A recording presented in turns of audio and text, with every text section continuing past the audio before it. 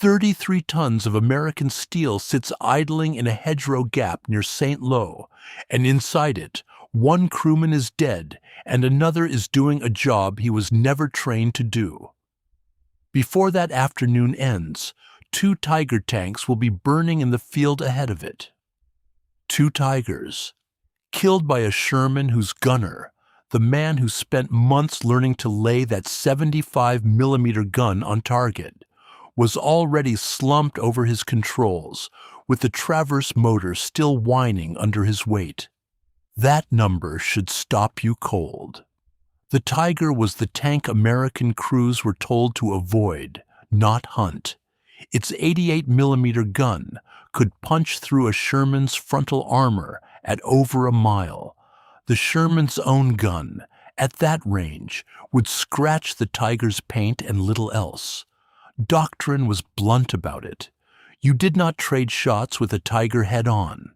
You flanked it, you swarmed it, you called for something bigger, or you died learning why. So how does a Sherman with a dead gunner kill 2 of them in a single engagement?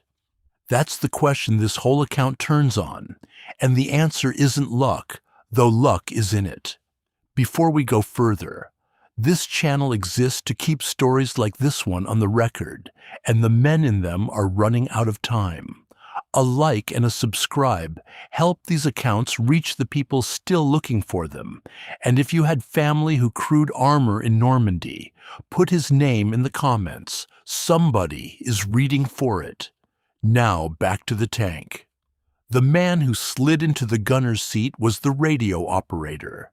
In a Sherman's 5-man crew, he was the one with the least reason to ever fire the main gun.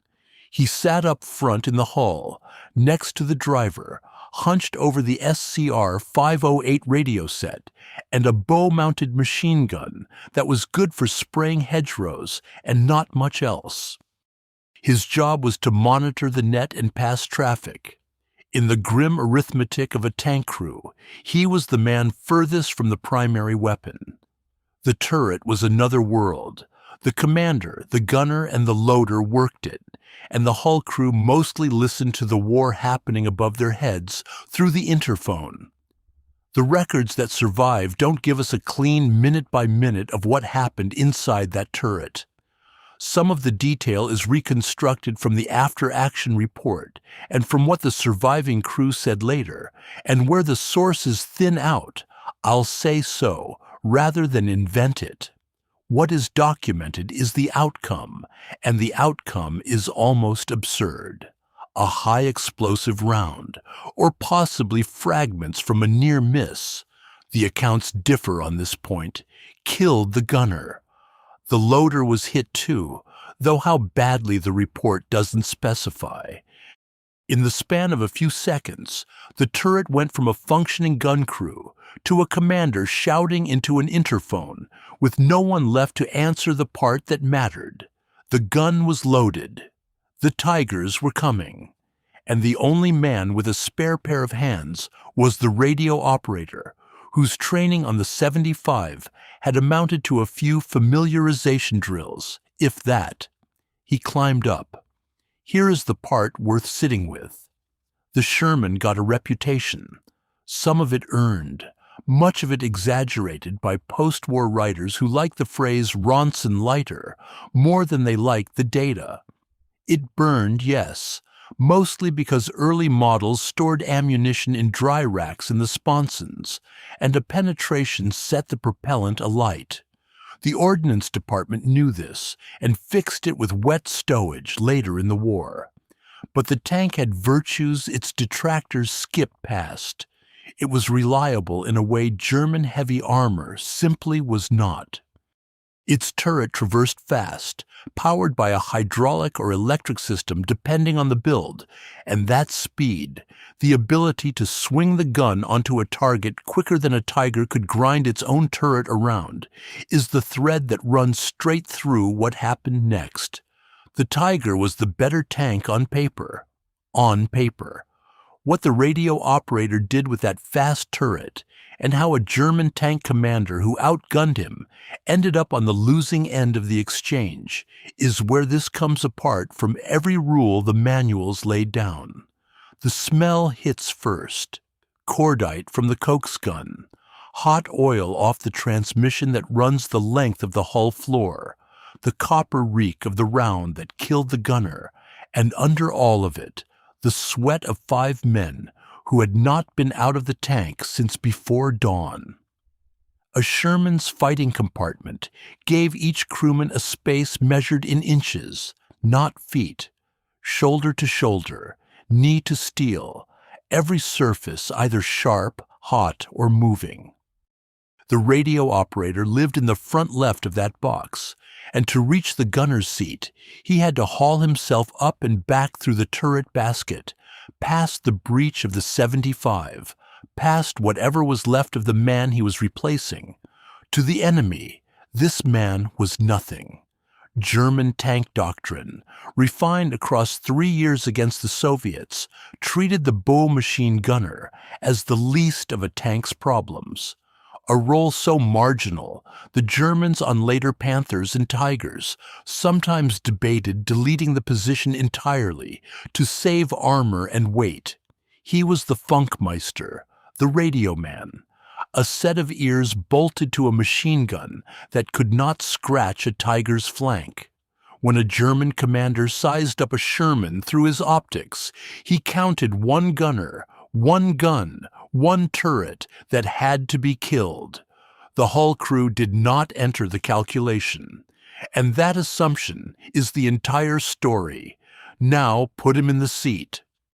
The American gunner sat on a small pad ahead of the commander, forehead pressed to the rubber brow pad of the M55 telescopic sight, right hand on the power traverse control, left hand on the elevation wheel, right foot near the firing pedal. It was a position built for a man who had drilled it 1,000 times until his hands moved without him. The radio operator had drilled it maybe a handful. He knew the theory. Every tanker did, in the way every sailor knows roughly where the lifeboats are. He knew the gun was already loaded, an armor-piercing round seated in the breech, because that was standard when contact was expected. What he did not have was time to think about any of it. Here is where the machine did him a favor its German counterpart could not. The Sherman's power traverse was the fastest in the war. A gyro-stabilized electro-hydraulic Westinghouse or oil gear system could spin that turret through 360 degrees in roughly 15 seconds, and it could do it with a shove of 1 hand. No hand cranking, no straining against 30 tons of turret. The Tiger's turret, by contrast, was driven off the engine, and a Tiger commander, whose engine was idling low, got a traverse so slow his loader sometimes cranked by hand, a full minute or more to bring the 88 around a half circle. A trained American gunner exploited that gap on purpose. An untrained one, panicking, shoving the control the way the manual showed, got the same advantage handed to him by the engineering alone. The tank was, in a narrow and lethal sense, easier to fight than the enemy's tank was. That is the quiet cruelty of the whole matchup. The Germans built a machine that demanded a virtuoso and punished a novice. The Americans built one that let a radio operator with a dead gunner's blood on his hands still put a round where it needed to go. The commander was talking to him now. That much the surviving accounts agree on, though the exact words are gone. He was calling targets, reading the field, doing the gunner's thinking for him, because the man in the seat had no thinking to spare. 2-man gunnery, in effect, 1 set of eyes and judgment up top, 1 set of hands below. It should not have worked. Crews trained months to build the wordless rhythm between commander and gunner, and these two had seconds. Out in the field ahead, The first Tiger was already turning. Its commander had seen the Sherman sitting in the hedgerow gap, had made the count through his optics: one turret, one gun, a wounded American tank going nowhere, and had begun the slow, confident business of bringing his 88 to bear on a target he was certain he owned. He had counted wrong. Why was the German commander so certain? Because the math had never failed him before. Consider what he knew. The 88mm KWK-36 in his turret could defeat 100mm of armor at 2,000 meters. A Sherman's front hull carried about 51mm, sloped, and its turret face maybe 76. Run those numbers against each other, and you get a killing envelope that opened at more than a mile and never closed. A Tiger could destroy a Sherman before the Sherman's optics could even resolve the Tiger as a threat. From the German seat, this was not a duel. It was arithmetic, with a delay built in, and the delay favored him. The reverse math was worse for the Americans, that is. The Sherman's 75mm M3 gun, firing standard armor-piercing shot, could not reliably penetrate a Tiger's frontal armor at any range. Not at 1,000 meters, not at 500, not even at 100, with the crew close enough to read the German commander's rank. The Tiger's 100mm glacis simply ate the round. American crews learned this, the way you learn a hot stove is hot, and after Normandy, the after-action reports filled with the same bitter refrain. We hit it, and it kept coming. The Ordnance Department had the data. Post-war testing at Isigny in 1944 put captured Panthers and Shermans on the same firing line, and the results were exactly as grim as the crews had said. Against the German frontal plate, the 75 was a courtesy call. So the German commander turning his turret toward that hedgerow gap was not being reckless. He was being correct. Every rule he had learned on the Eastern Front, every burning T-34 he had left in the snow, told him that a stationary enemy tank at this range was already dead and simply had not been informed yet. The gun and the armor and the numbers were all his. All he needed was the time to bring the 88 around, and time, on paper, was the one thing the American could not take from him. Here is what the numbers left out. Armor math is a duel of front plates and firing tables, and it assumes both tanks are pointed the right way at the same moment. It assumes the shooter who gets his gun on target first is the shooter with the gun that can kill. In a straight jousting match, two tanks facing each other across open ground, both crews alert, both guns forward, the Tiger won that assumption every time. The Americans knew it. Their own doctrine told them not to play that game, and the ones who played it anyway supplied the casualty figures that proved the point. But the numbers said nothing about who got his gun around first. That was the seam. Penetration tables measure what happens when a round meets armor. They do not measure the 15 seconds it takes one turret to complete a circle versus the 60 it takes another, or a Tiger commander idling his engine low to stay quiet in a hedgerow, unaware that he has just starved his own traverse of the power it needed. And they say nothing about a target that is not, in fact, pointed the wrong way. A Sherman already half-turned toward the threat, its gun loaded, its turret rigged to swing faster than anything the Germans fielded. The German commander had solved the wrong equation. He had run the armor math, and the gun math, and the range math, and every one of them came back in his favor. What he had not run was the clock. He assumed the American tank was a static problem, a fixed target waiting for him to finish his geometry. He assumed the man behind the Sherman's gun would be slow or dead or both. One of those was true. The gunner was dead. The German could not have known that the man now settling into the seat had a machine under him that forgave inexperience the way the Tiger never forgave it. A turret that would come around on a shove, not a strain. So, the riddle sharpens. On every metric the German cared about, he was about to win. On the one metric he never thought to check, he had already lost. The 88 was the better gun. The armor was the better armor.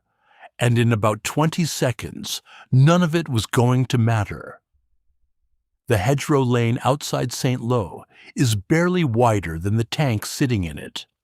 On both sides, the earth walls rise higher than a man, packed root and dirt that the Germans had turned into firing positions weeks before the first American tracks came grinding up from the beaches.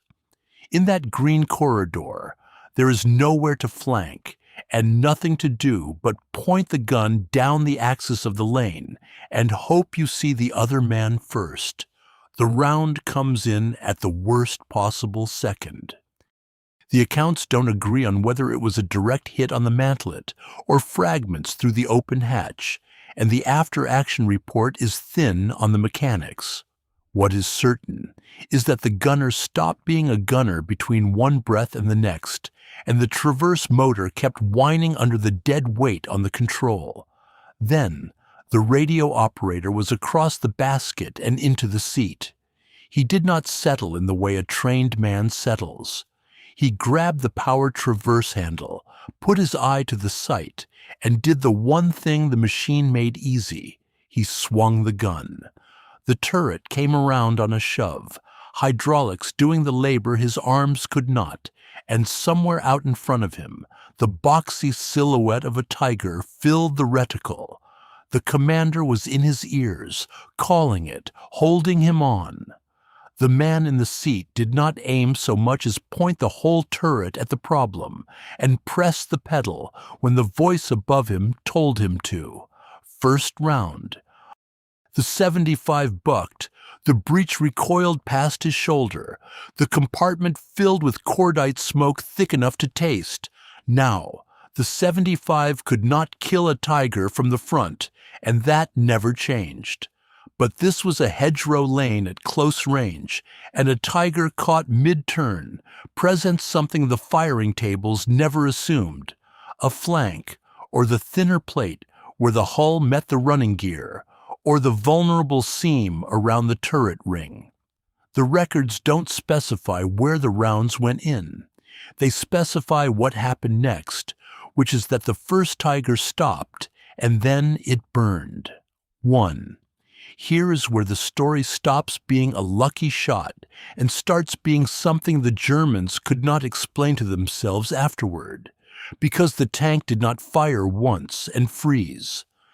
It swung again, and the second tiger, whose commander had every reason to believe the American gun was a spent thing, a wounded animal that had gotten off one desperate round, discovered that the wounded animal had reloaded and traversed and was already tracking him before his own turret had come halfway around. That is the part the Germans wrote about later, in their own way. After the war, the U.S. Army Historical Division put captured German officers to work, explaining how they had lost. The reports that came out of that program, the Foreign Military Studies, return again and again to the same complaint about American armor, and it is not the gun, and it is not the armor. General Fritz Bayerlein, who commanded Panzer Lehr in exactly this country, put the German frustration plainly in one of those studies. The American tanks were faster, more maneuverable, and their crews reacted more quickly than we had thought possible, he wrote. More quickly than we had thought possible. That is a German general, on paper, for the U.S. Army, admitting that the thing that beat his heavy armor in the Normandy hedgerows was not firepower. It was the clock, a turret that came around faster than his did, and a crew culture that recovered from a hit before his commanders expected anyone to still be alive in there. The second Tiger took its rounds and stopped in the field beside the first. Two columns of black smoke stood over the lane where, by every number the Germans trusted, there should have been one dead Sherman and two intact Tigers rolling past it. The gunner was still dead in the basket. The man who had killed two Tigers was a radio operator who, an hour earlier, had been passing traffic on the SCR 508 and minding a machine gun that could not scratch either of the tanks now burning in front of him. Byerlin had a word for what that felt like from the other side. He used it more than once. The word was unexpected. The second round is already in the breech before the first Tiger finishes settling into its own smoke. This is the part the loader earns his pay for. A Sherman 75 had a working rate of fire that good crews pushed toward 20 rounds a minute in short bursts, a fresh shell chambered every 3 seconds by a man who did nothing else but pull, seat, and slam the breech closed. The Tiger, feeding a longer, heavier 88mm cartridge in a cramped turret, managed 6 to 8 rounds a minute on a good day. Do that division. For every shot the German commander could send down the lane, the American tank could send 2, sometimes 3. The math that damned the Sherman at 2,000 meters ran backward at 50. At point-blank range inside a hedgerow, penetration tables stop mattering the way they matter on a firing line. The 75mm M61 armor-piercing round left the muzzle at roughly 2,000 feet per second, and the flight time to a target this close was a fraction of a heartbeat. No lead and no drop, nothing to wait on as the tracer arced. Against a Tiger's side plate, 80mm of vertical steel, that round punched through cleanly at this distance. The first Tiger had shown its flank in the turn. The second was showing it now because it was doing the exact same thing its dead companion had done, trying to bring the long gun around in a lane that gave it no room and no time to do it. The radio operator did not know any of these numbers. He knew the silhouette had shifted in the sight, and the voice above him had said fire. He fired. First round into the second Tiger, then the loader's arm, then the second round, the breech clanging shut, the whole grim rhythm compressed into the space where a trained German crew would have been getting off its opening shot. Somewhere in there, the 88 in the second Tiger's turret was still swinging, still short of the mark, its commander doing the geometry that had never failed him, and running out of the one thing the tables never charged him for: seconds. He needed seconds, and the American with no business being in that seat was spending them faster than the German could earn them back. The second Tiger stopped. Then it burned. The same as the first. 2. How much of this is the man, and how much is the machine? Honest answer. The file won't split it for you. The after-action report credits the crew, not the individual, and the radio operator's name has come loose from the event somewhere between the field and the archive. What survives is the outcome and the mechanics, and the mechanics say the substitution held because the Sherman was built to let it hold. A faster turret and a faster gun, worked by a loader who never stopped feeding it. Put a novice in that seat with a veteran commander in his ears, and the machine covered the gap. The Germans understood exactly what had happened to them, even when they could not admit it in daylight. At Trent Park, outside London, British intelligence wired the rooms where captured German generals thought they were speaking privately. Neitzel published the transcripts decades later. The Wehrmacht officers on those recordings circle the same wound again and again. Not that American equipment was better, which their pride would never grant, but that American crews would not behave the way beaten men were supposed to behave.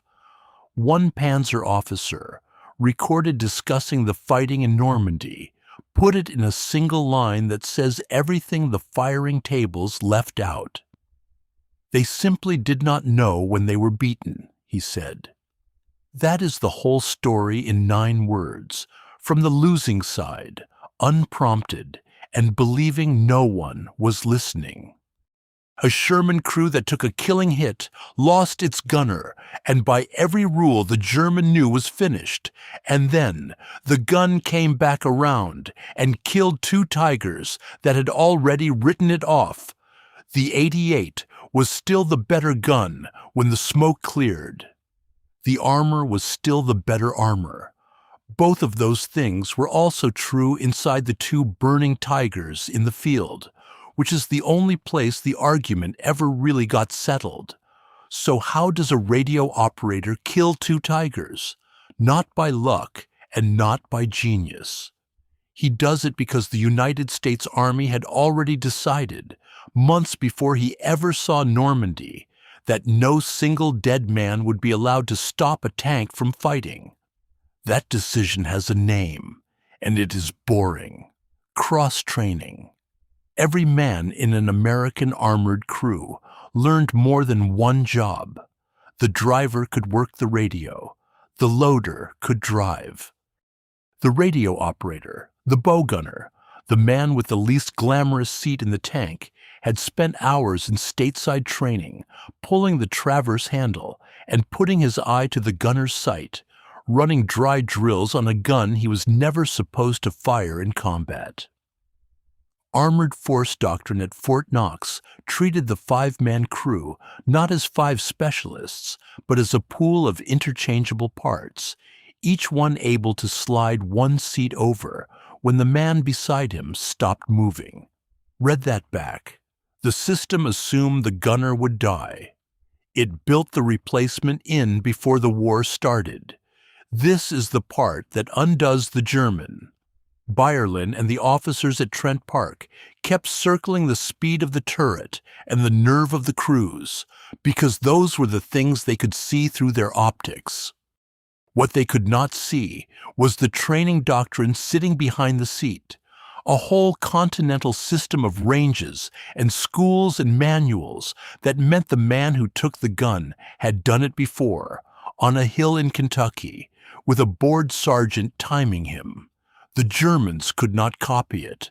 That is not an insult to the Wehrmacht. It is arithmetic.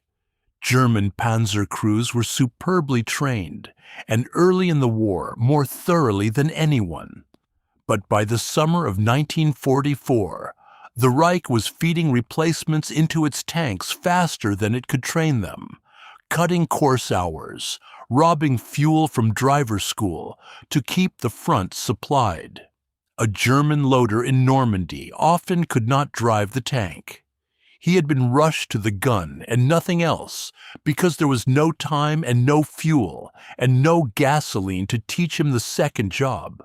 The redundancy the Americans built in as a peacetime luxury was exactly the thing the German war economy could no longer afford. So the 2 tanks that met in that lane were not just a Sherman and a Tiger. They were 2 systems, and one of them had depth the other had spent. Here is the bitter joke of it. The German commander did everything right. His gun was better. His armor was better. His own training had been better once.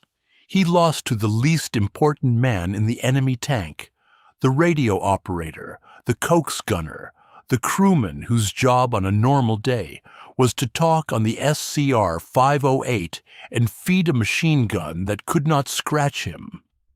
The United States had looked at that seat and decided even that man would know how to kill a tank. The Reich had looked at its own tanks and decided it could not spare the fuel. There is one image that survives all of this, and it is not the burning Tigers. It is the inside of the Sherman a moment after the second kill. The dead gunner still slumped in the basket, the smoke hanging in flat blue layers under the turret roof, and the radio operator's hand still on the traverse handle, not yet aware that he had done anything the manual said was impossible. He had simply done the drill. The drill happened to end with two heavy tanks on fire in a French field. The foreign military studies never quite named this. The German generals wrote about American material and American air power and American artillery, and they were right about all of it. What they underreported, because it was invisible from the losing side, was the training pipeline, the assumption baked into every American crew that any seat could become any other seat the instant a man was killed. That was the scale advantage the enemy could never see and never counter. It was not the gun and not the armor, but the idea that a tank does not die when its gunner does. Two tigers burned in the field to prove a point about a school in Kentucky. The German commander never learned the name of the man who killed him. Neither, in the end, did the file. The tactical successes of the Americans were due to their overwhelming superiority in material. That sentence, or some close cousin of it, runs through the foreign military studies like a watermark. It is technically true and completely evasive at the same time. Overwhelming superiority in material does not explain a hedgerow lane where the German had the heavier tank, the better gun, and the thicker armor, and lost anyway. But it was the explanation the German officer corps reached for, over and over, because it let them lose without conceding the one thing they could not bear to concede. Watch how the excuse gets built. It has a logic, and the logic is always the same. The first move was to blame the numbers. Too many Shermans, too many shells, too many trucks bringing the shells forward. General Hasso von Manteuffel, Bayerline, the whole roster of captured commanders writing for the U.S. Army Historical Division after the war.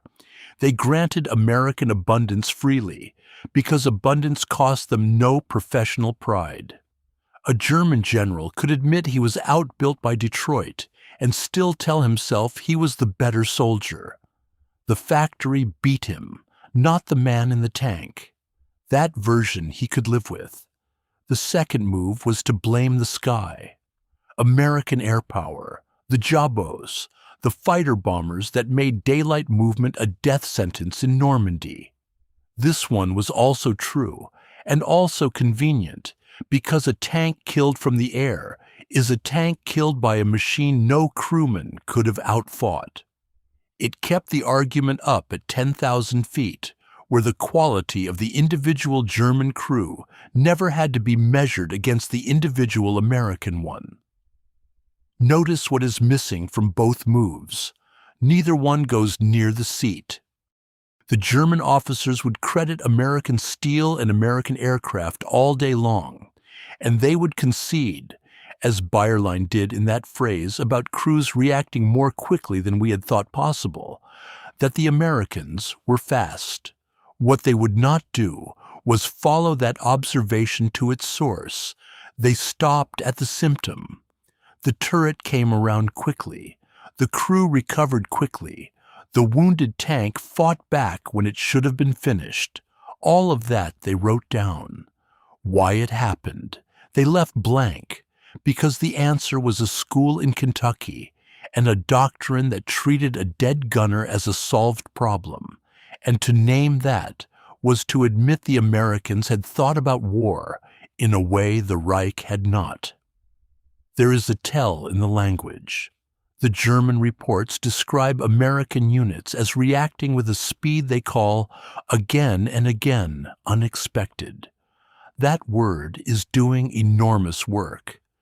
Unexpected is what you say when your model of the enemy was wrong and you would rather blame the surprise than the model. The German commander in that lane was not beaten by something unknowable. He was beaten by a training pipeline that had been running at Fort Knox since before Pearl Harbor. Entirely knowable, entirely on the record. He called it unexpected because the alternative was to call it foresight, and foresight belonged to him. At Trent Park, the mask slipped, which is exactly why those transcripts matter more than the polished studies. A man writing a report for his American captors curates himself. A general who believes he is alone with a fellow officer does not.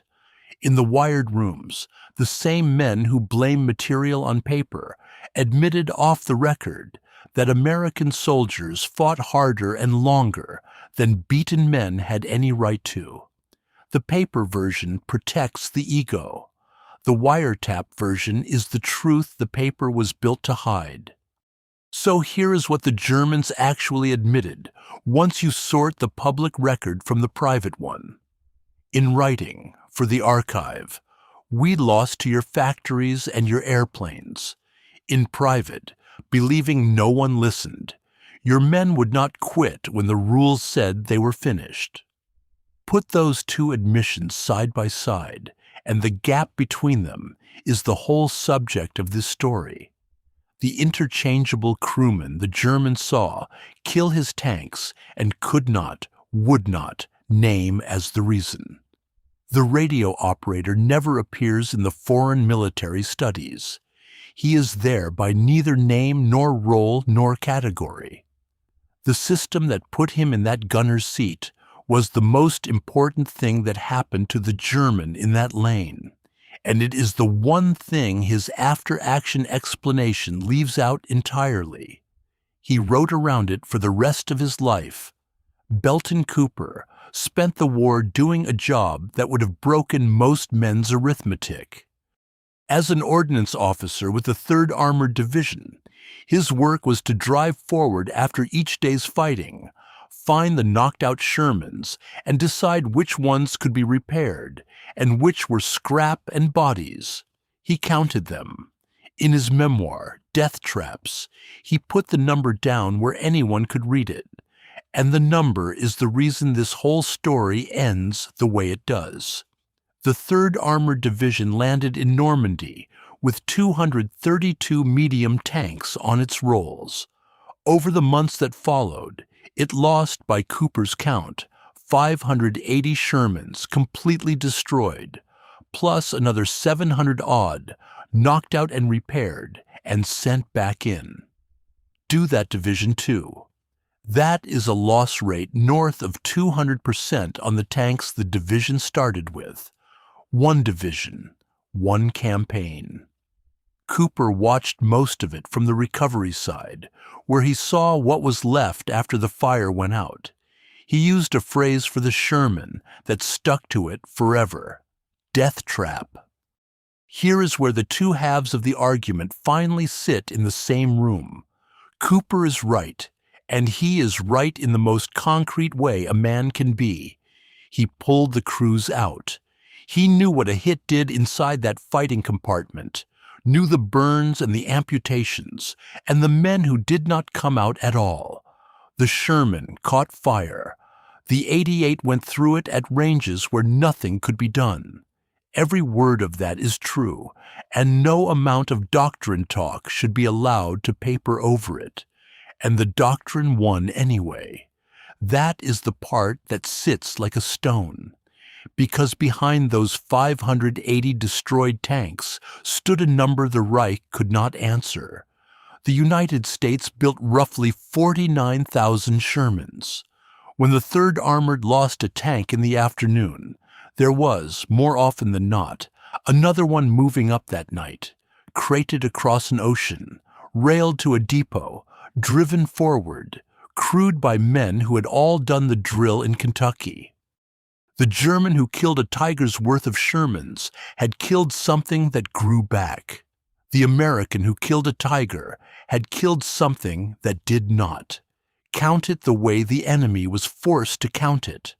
A Tiger cost the Reich around 300,000 Reichsmarks and a crew it could no longer properly train. Germany built roughly 1,300 of them, total, for the entire war. 1,300 against 49,000. The exchange rate in that hedgerow lane. 2 Tigers for 1 wounded Sherman that survived to fight again, was a catastrophe for the side that won on paper every other day. So the bitter joke runs both directions, and it should. Cooper was burying the price of the doctrine, while the doctrine was winning the war. Both things happened at once, in the same fields, to the same men. The tank was a death trap, and the tank won. Say that sentence slowly, because the entire Second World War in Western Europe is folded inside it. The Americans did not build a better tank. They built a system that could afford to lose the tank they had, and a crew that could afford to lose a man and keep shooting, and an ocean of replacements behind both. The Germans built better tanks and could afford to lose nothing. The radio operator in that Sherman near St. Lo was, in the cold ledger, one interchangeable part in a machine designed around the certainty that parts would be destroyed.